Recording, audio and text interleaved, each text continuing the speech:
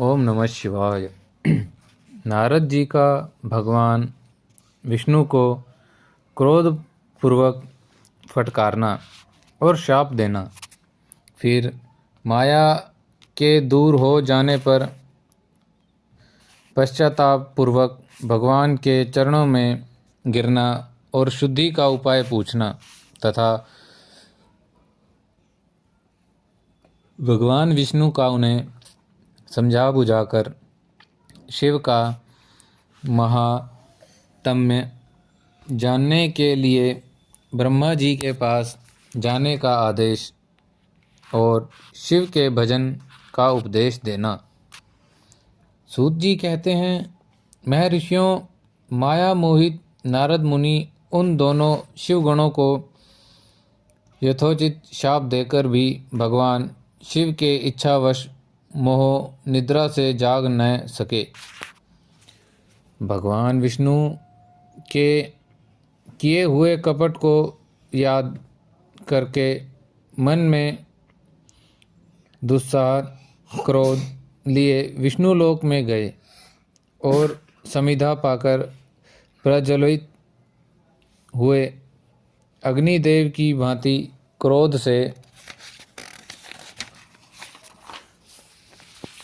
जलते हुए बोले।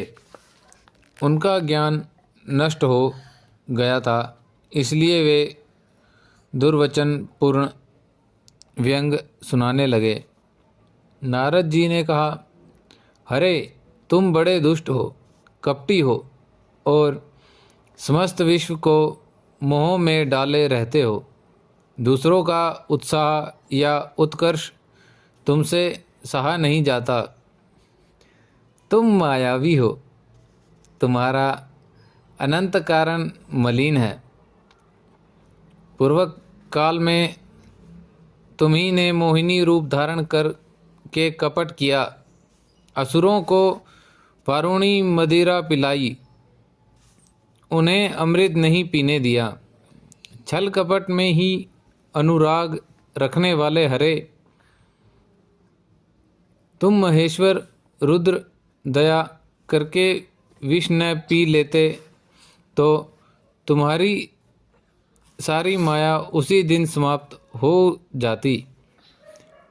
विष्णुदेव कपटपूर्ण चाल तुम्हें अधिक प्रिय है, तुम्हारा स्वभाव अच्छा नहीं है, तो भी भगवान शंकर ने तुम्हें स्वतंत्र बना दिया है। तुम्हारी इस चाल ढाल को समझकर अब वे भगवान शिव भी पश्चाताप करते होंगे। अपनी वाणी रूप वेद की प्रामाणिकता स्थापित करने वाले महादेव जी ने ब्राह्मण को सर्वोपरि बताया है। हे हरे, इस बात को जानकर आज मैं बलपूर्वक तुम्हें ऐसी सीख दूंगा जिससे तुम फिर कभी कहीं भी ऐसा कर्म नहीं कर सकोगे।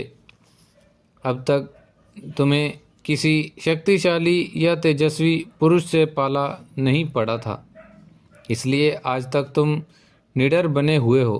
परंतु विष्णु, अब तुम्हें अपनी करनी का पूरा पूरा फल मिलेगा।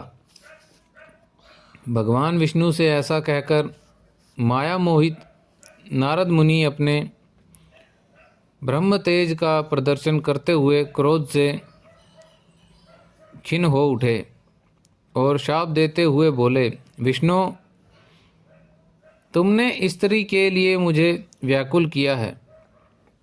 तुम इसी तरह सबको मोह में डालते रहते हो। यह कपटपूर्ण कार्य करते हुए तुमने जिस स्वरूप से मुझे संयुक्त किया था, उसी स्वरूप से तुम मनुष्य हो जाओ और स्त्री के वियोग का दुख भोगो। तुमने जिन वानरों के समान मेरा मुख बनाया था, वे ही उस समय तुम्हारे सहायक हों।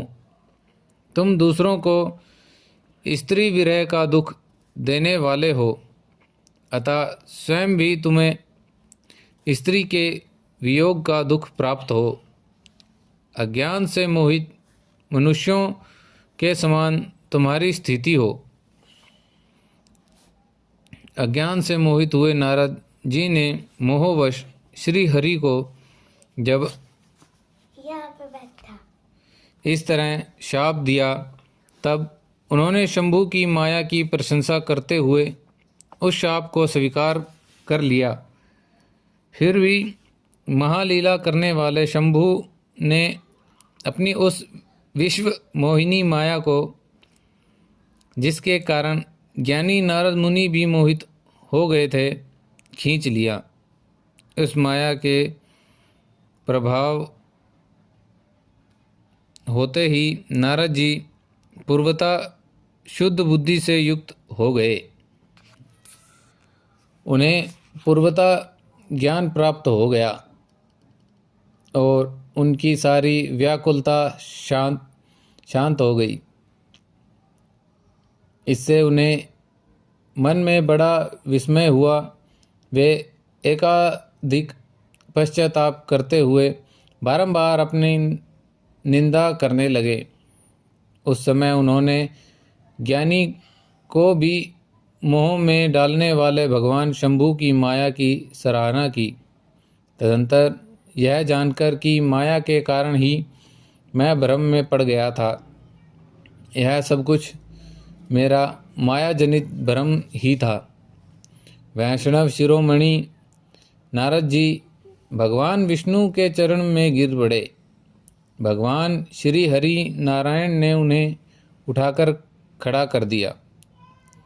उस समय अपनी दुर्बुद्धि नष्ट हो जाने के कारण वे यूँ बोले, नाथ, माया से मोहित होने के कारण मेरी बुद्धि बिगड़ गई थी, इसलिए मैंने अपने प्रति बहुत दुर्वचन कहे, आपको शाप तक दे डाला है।